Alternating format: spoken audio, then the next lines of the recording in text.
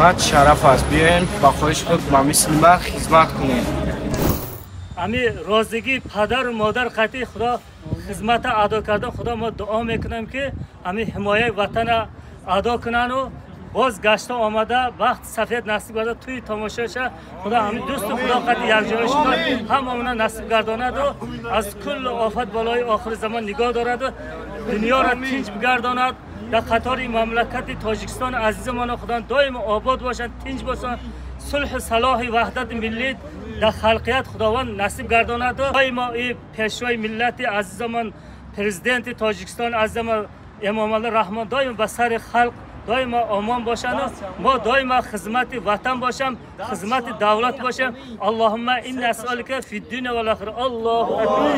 مبارک شد. کشور همه یک مرز و بر و بوم و فضای